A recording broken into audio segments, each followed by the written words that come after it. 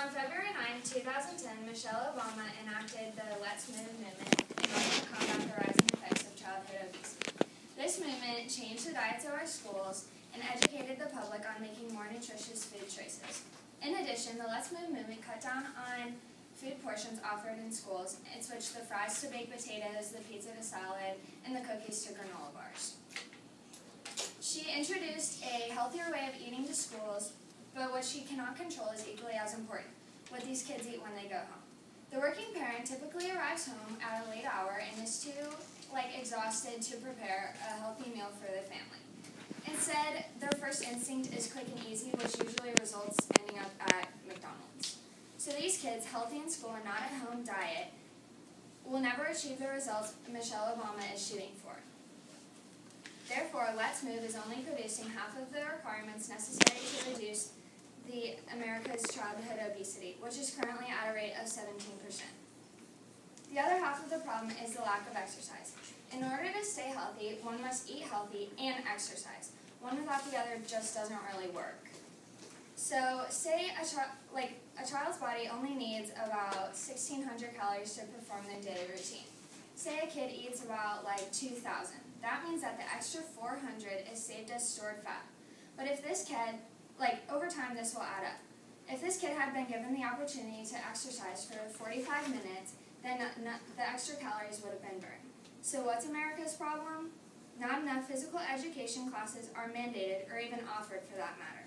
When looking at statistics, I found that only about 5 states in the whole United States had mandatory physical education for all grade levels, such as California and Illinois. Other states, like Connecticut, only 20% of schools even had physical education at their class. In Florida, where there are no physical education regulations at all. With these kinds of statistics, America will never kill its killer. Our government needs to implement strictly regulated physical education for all grade levels. Currently, the regulations are determined on a state level. Each state decides how much money they want to pour into PE programs, and in this case, the freedom of choice has proven more bad than good. The lack of urgency America has towards exercising is having detrimental effects on our children. Even if the kids, I believe that if the federal government were to implement a law requiring that all states have at least 30 minutes of exercise each day for grade levels K through 12, we would see a mind-blowing shift in our country's youth. Even if the kids aren't receiving the same healthy diet at home as they are at school, they'll have the chance to remain as healthy as possible. Especially because the things kids do these days, in their free time, are a lot different than what we did. I know my summers were spent outside with my friends and family, and I only came inside for dinner. But these kids are more encouraged to stay inside and play video games than go outside and be social. And so we live in a technological era, and that's how these kids have grown up. If they're not encouraged by their schools to exercise, then they won't really do it on their own.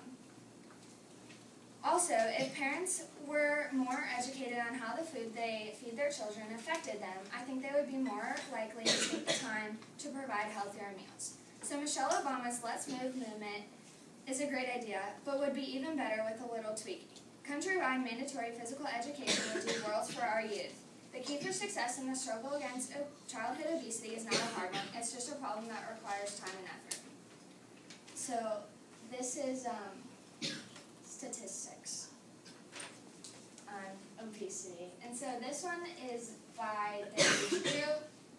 And as you can see, when kids start growing up and have the choice of what they want to eat, that's when the obesity rates rise a lot. But the fact that this is already pretty high and these kids don't really have a say in what they eat is showing that parents' lack of knowledge has a really big effect on the childhood obesity.